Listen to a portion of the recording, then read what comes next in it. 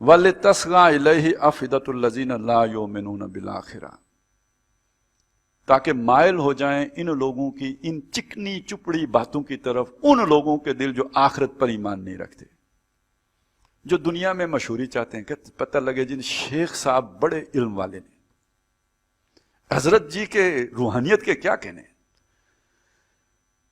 تو جو اس طرح کی دنیا ہی بنانا چاہتے، دنیا صرف یہی تو نہیں ہوتی نا آپ کتنے بڑے چودھری ہیں، دنیا یہی تو نہیں ہوتی کہ آپ کو اقتدار کتنا مل گیا، دنیا شہرت بھی تو مانگتی ہے نا.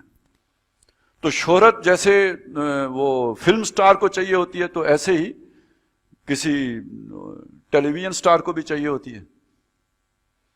اور اس کے لیے پھر وہ ساری تصنع اور بناوٹ جو کوئی فلم سٹار کرتے ہیں نا، وہ کیا ہوتا ہے، اداکاری کیا ہے، بناوٹ ہے نا، ساری لہجے کی بھی بناوٹ ہے اور چہرے کی بھی بناوٹ ہے، اپنے سارے ایکٹ جتنے ان سب کی بناوٹ ہے. اگر وہی کام کوئی مدرس قرآن بھی کرنے لگنا شروع ہو جائے، وہی کوئی جو ہے نا وہ بیان کرنے والا کوئی فنکار کرنا شروع ہو جائے. ہمارے حافظ صاحب جن سے ہم نے قرآن مجید پڑھا نا، وہ کہتے ہیں مجھے ریڈیو، وہ ویسے بہت پڑھے لکھے آدمی تھے، پنجاب یونیورسٹی میں دینیات کے شعبے کے انچارج بھی رہے، حافظ احمد یار صاحب.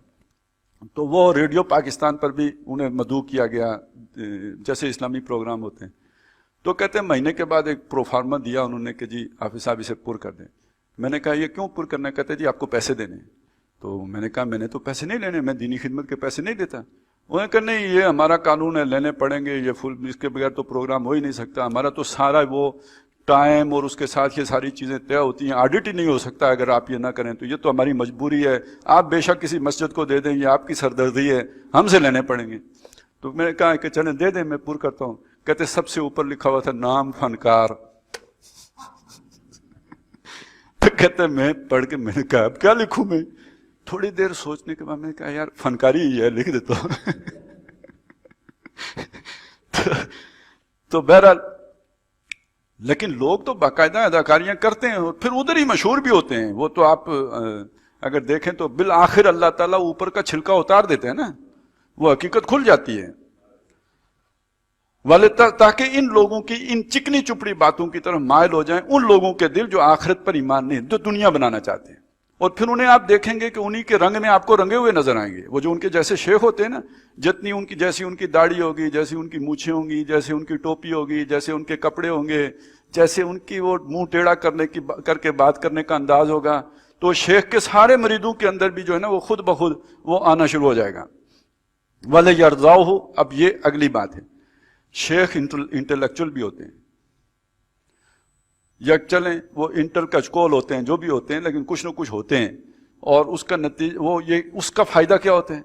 انسان کو اللہ تعالیٰ نے جو یہ ضمیر دیا ہے نا، جو گناہ پر اسے ٹوکتا ہے، گناہ کر کے اندر ایک بے چینی آدمی محسوس کرتا ہے میں نے غلط کام کیوں کیا. اب یہاں جب تک آپ ایک پوری ایک، آپ نے کل آیا تھا نا سوشل انجینئرنگ بھی آئی تھی اور جینیٹک انجینئرنگ بھی آئی تھی.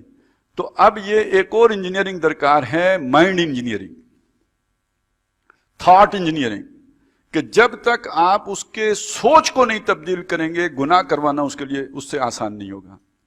تو سوچ کو تبدیل کرنے کا مطلب یہ ہے کہ گناہ کی جسٹیفیکیشن دو، گناہ کو اس کے پیچھے کوئی ایسا ریزن دے دو کہ گناہ جو ہے وہ کرنا آپ کو گناہ نہ لگے.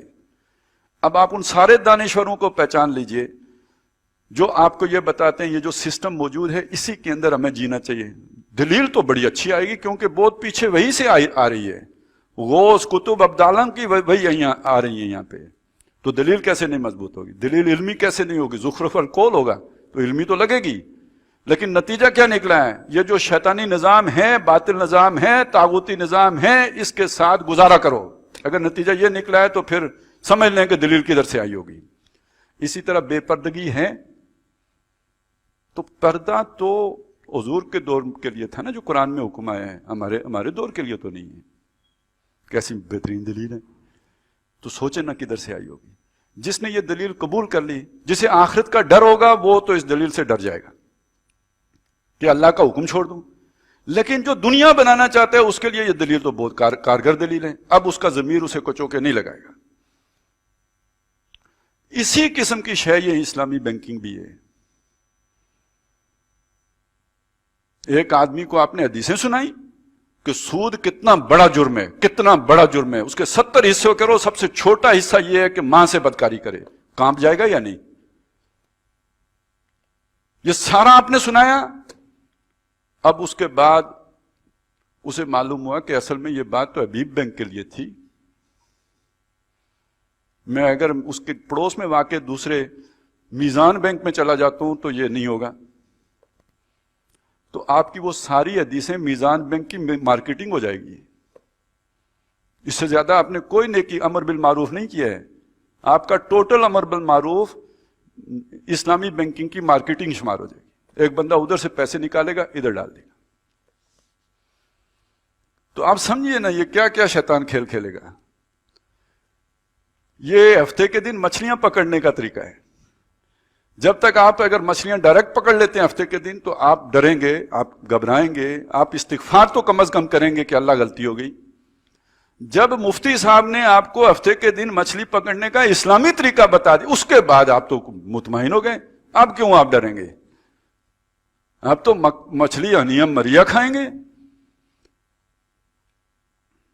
والے یرضاؤہ، اس کو یہاں کا تاکہ وہ راضی بھی ہو جائیں اس گناہ کے کام پر. نہیں تو گناہ کے کام پر انسان کی طبیعت راضی نہیں ہو سکتی. اس کا ایٹیچیوڈ ہی بدل دیں. والے یکترفوا ما ہم مقترفون، تاکہ وہ کرتے رہیں جو وہ کرنا چاہتے ہیں، کبھی توبہ نہ کریں، توبہ نصیب نہ ہو. اب سمجھ آئی اللہ کیسے پھنستا ہے. وہ شیطان کو موقع دے دیتا ہے، سوار ہو جا ان پر.